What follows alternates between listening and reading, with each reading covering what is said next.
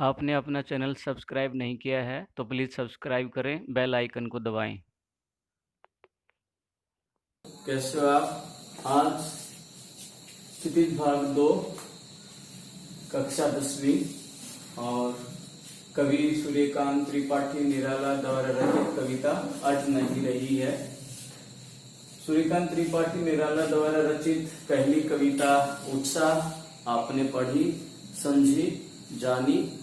अब उसी में निराला द्वारा रचित दूसरी जो कविता है अट नहीं रही है का हम अध्ययन करने जा रहे हैं। अट नहीं रही है कविता का जो शीर्षक है उसके ऊपर हम चर्चा कर रहे हैं। अट नहीं रही है, अटना, समाना, समा नहीं पा रही है, समाना, शोभा, सुंदरता किसकी? फागुन। फागुन है वो भारतीय जो पंचांग है उसका एक महत्वपूर्ण महीना है, अंतिम महीना है। फागुन का जो महीना है बहुत ही मदमस्त होता है। प्रकृति अपने पूरे यौवन पर होती है, उफान पर होती है और उस समय बसंत ऋतु होती है। बसंत ऋतु जैसा कि आप सब जानते हो, बसंत ऋतु है उसको ऋतुराज कहा गया है। सब ऋतुओं में जो श्रेष्ठ है वो बसंत ऋतु है। फागुन का जो महीना है भारतीय पंचांग के अनुसार आखिरी महीना होता है और उसमें बसंत ऋतु होती है। और बसंत ऋतु में चहुं ओर फल फूल से लदे हुए पेड़ पौधे होते हैं, चहुं ओर एक सुगंध भरी वायु होती है, चहुं ओर एक उत्साह का वातावरण होता है। तो फागुन के महीने का बहुत ही मनोहारी चित्रण सूर्यकांत त्रिपाठी निराला जी द्वारा अपने एक संक्षेप सी कविता के माध्यम से इसका वर्णन किया है। तो आइए हम अट नहीं रही है अर्थात फागुन मास की जो सुंदरता है, जो शोभा है, फागुन की जो मस्ती है वह समा नहीं पा रही है। अर्थात चहुं और उसका जो सौंदर्य है, उसकी जो मस्ती है, उसका जो प्रभाव है वो देखते ही बनता है। तो प्रस्तुत कविता के माध्यम से सूर्यकांत त्रिपाठी निराला जी ने अपने इन्हीं भावों का वर्णन किया है। कैसे किया है देखिए। अट नहीं रही है आभा फागुन की तन, सट नहीं रही है कहीं सांस लेते हो, घर घर भर देते हो, उड़ने को नभ में तुम पर पर कर देते हो, आंख हटाता हूं तो हट नहीं रही है, पत्तों से लदी है डाल कहीं हरी कहीं लाल, कहीं पड़ी है उर में मंद गंध पुष्प माल, पाठ पार शोभाश्री पट नहीं रही है। तो इस काव्यांश का प्रसंग प्रस्तुत पंक्तियां हमारी हिंदी की पाठ्य पुस्तक क्षितिज भाग 2 में संकलित कविता अट नहीं रही है से ली गई है। प्रस्तुत कविता के रचयिता छायावादी कवि सूर्यकांत त्रिपाठी निराला जी हैं। प्रस्तुत कविता के माध्यम से कवि निराला ने फागुन के मदमस्त मास के सौंदर्य का बहुत ही मनोहारी चित्रण किया है। फागुन के महीने के सौंदर्य का मनोहारी चित्रण करते हुए कवि सूर्यकांत त्रिपाठी निराला जी कहते हैं कि अट नहीं रही है आभा फागुन की तन। फागुन मास के सौंदर्य का वर्णन करते हुए कवि कहते हैं कि अट नहीं रही है, अटना, समाना, आभा, सुंदरता, फागुन के महीने की तन, शरीर। कवि कहते हैं कि फागुन के महीने में हर कहीं जो प्रकृति है, कुदरत है, वह बड़े ही मनोहारी वेश में है, मनोहारी रूप उसने धारण कर लिया है। चहुं और उसकी जो शोभा है देखते ही बन रही है और इतना सौंदर्य चहुं और हर जगह पर उसका जो सौंदर्य है वो आंखों में समा नहीं पा रहा है। भावार्थ है कि फागुन के महीने में हर जगह पेड़ पौधे फल फूल से, पत्तों से, फूलों से लदे रहते हैं और वो जो सौंदर्य है वह अपने आप में बहुत ही शोभावान है, सुंदरता वाला है, जो कि आंखों में समा नहीं पा रहा है। सट नहीं रही है और ये जो उसका जो सौंदर्य है कहीं भी सीमित नहीं हो रहा है, अर्थात इस सौंदर्य का, फागुन के महीने का जो सौंदर्य है उसका विस्तार ही विस्तार होता जा रहा है। हर तन में, हर मन में उसके सौंदर्य का विस्तार हो रहा है, कहीं सीमित नहीं है, अर्थात चहुं ओर वह सौंदर्य परिलक्षित हो रहा है, दिखाई देता है। कहीं सांस लेते हो, घर घर भर देते हो। कवि उस अनुपम या अनंत ईश्वर को अप्रत्यक्ष रूप से मानते हुए कहते हैं कि हे प्रिय, तुम्हारे द्वारा जो कुदरत को जो सौंदर्य दिया है वह सौंदर्य अपने आप में अनुपम है। कहीं सांस लेते हो, घर घर भर देते हो। ऐसा लगता है कि हे प्रिय, जहां भी सांस लेते हैं तो सांस के द्वारा जो सुगंध है, सुगंध जहां भी सांस ली जाती है वहां भी जो फागुन मास का जो सौंदर्य है वो घर घर में भर दिया जाता है,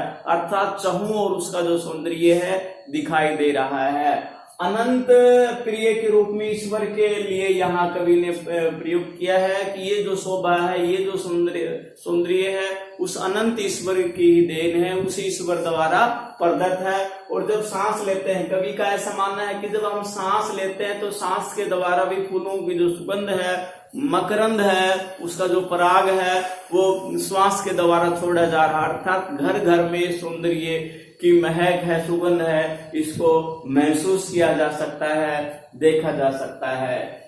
तो घर घर में पुनरुक्ति प्रकाश अलंकार है और जो सुगंध है, जो सौंदर्य का वातावरण है, उसके विस्तार को सांसों से भी कवि ने जोड़ दिया है। और इसका देने हारा कौन है? वो अनंत प्रिय है, अर्थात अनंत है, वो उस ईश्वर के लिए कवि ने प्रयुक्त किया है। अगली पंक्ति में देखिए, उड़ने को नभ में तुम पर पर कर देते हो। कवि ने कहा है कि हे प्रिय, हे अनंत के प्रिय, तुम अपनी कल्पना के द्वारा हर किसी को ऊपर उठने की प्रेरणा देते हो। कल्पना के पंख लगाकर हर किसी को ऊपर उठने की प्रेरणा देने वाले हे प्रिय, पर कर देते हो। हर स्थान स्थान पर इस सुगंध को, इस सौंदर्य को, इस उत्साह को, इस उत्साह के वातावरण को भरने वाले हो, पर करने वाले हो, हर स्थान पर उसका विस्तार करने वाले हो।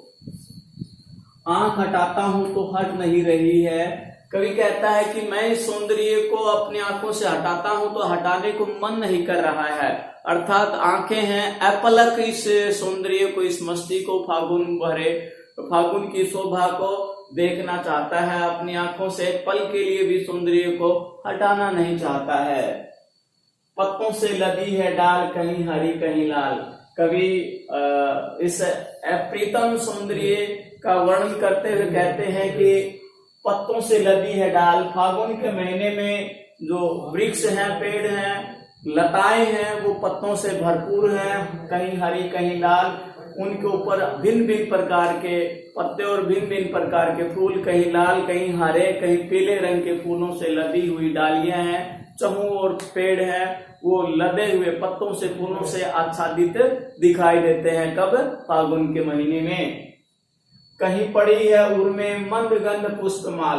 और कवि कहते हैं कि कहीं कहीं पर और हृदय पर अर्थात गले में फूलों, सुगंध से भरे हुए फूलों की माला पड़ी हुई है, अर्थात हर किसी के गले में फूलों से भरी हुई, सुगंध से भरी हुई माला है, वो भी विराजमान है, दिखाई देती है। वह भी शोभा को बढ़ाने वाली है। पाट पाट शोभाश्री पट नहीं रही है। पाट पाट क्या है? स्थान स्थान पर। शोभाश्री फागुन के महीने की जो शोभा सुंदरता है, पट नहीं रही है, समा नहीं पा रही है। कवि का ये मानना है कि जो फागुन की जो सुंदरता है, जो शोभा है, वह केवल फूलों पत्तों से लदी नहीं है, अर्थात स्थान स्थान पर इस सौंदर्य को, फागुन के महीने के इसको, मस्ती को, सौंदर्य को देखा जा सकता है, पट नहीं रही है। और यह जो सौंदर्य है वो सीमित नहीं है, ये विस्तार होता जा रहा है, हर जगह पर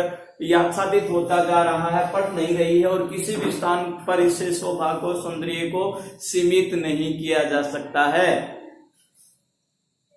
पाट शोभाश्री पट नहीं रही है, इसमें अनुप्रास अलंकार, पुनरुक्ति प्रकाश अलंकार का प्रयोग किया है। कहने का मतलब यह है, कहने का अभिप्राय यह है कवि का कि फागुन का जो महीना है उसमें हर जगह के ऊपर सौंदर्य है, सुंदरता है, दिखाई देता है। प्रकृति अपने पूर्ण यौवन के ऊपर होती है।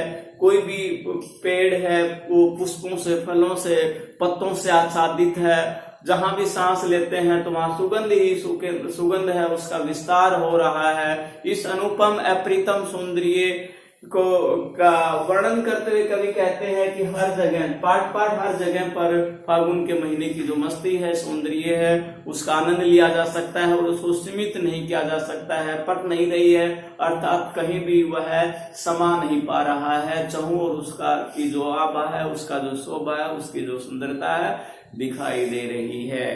तो विशेष में प्रस्तुत कविता में या प्रस्तुत काव्यांश में कवि ने फागुन के महीने की सुंदरता का बहुत ही मनोहारी, मनोरम चित्रण किया है।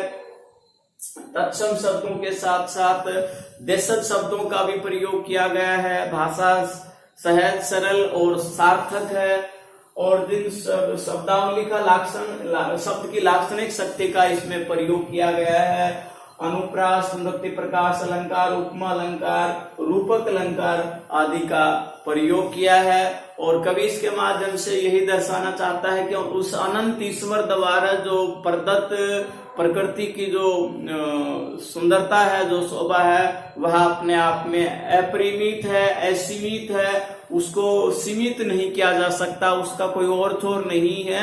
और फागुन के महीने में तो यह घर घर में हर स्थान पर दिखाई देती है और आंखें उसको अपलक रूप से देखना चाहती हैं। उनको इस सौंदर्य को आंखें हैं ओझल नहीं करना चाहती हैं। तो कवि ने एक प्रकार से प्रत्यक्ष रूप से अनंत ईश्वर के प्रति भी अपनी जो भाव है, विचार है, वो प्रकट किए हैं कि जो कुदरत को, प्रकृति को जो सौंदर्य मिला है उस अनुपम प्रीतम की देन है, उस ईश्वर की देन है, जिसके कारण मनुष्य है अपनी थकान को दूर करता है। उसके अंदर एक नई कल्पना, नए भाव, नए विचार पैदा होते हैं। उसके पीछे भी उस अनंत प्रिय अर्थात ईश्वर का ही एक प्रकार से प्रभाव है। तो यह जो एक सामान्य से देखने वाली अद्भुत कविता सूर्यकांत त्रिपाठी निराला द्वारा, जिसमें फागुन के महीने का बड़ा ही मनोरम, मनोहारी, प्रभावशाली चित्रण किया है। ये कविता आपको अवश्य ही समझ में आई होगी। तो इस कविता के शब्दार्थ और इसका सरलार्थ है वो अपने फेयर नोटबुक में, अपनी अभ्यास पुस्तिका में लिखने हैं और इसके अति लघुत्रात्मक प्रश्नोत्तर छाट कर भी आपने अपनी कविता में लिखना है। तो सूर्यकांत त्रिपाठी निराला द्वारा 10वीं का जो पाठ्यक्रम है उसमें 2 कविताएं, पहली कविता पार्ट 1 में आपने पढ़ी होगी उत्साह, और ये जो आज आई इनकी कविता है आज नहीं रही है, अर्थात फागुन के महीने की जो शोभा है वो सीमित नहीं हो रही है, उसका विस्तार होता जा रहा है। ये कविता आपने जानी, समझी, पढ़ी। आज के लिए इतना ही। जय हिंद, जय भारत।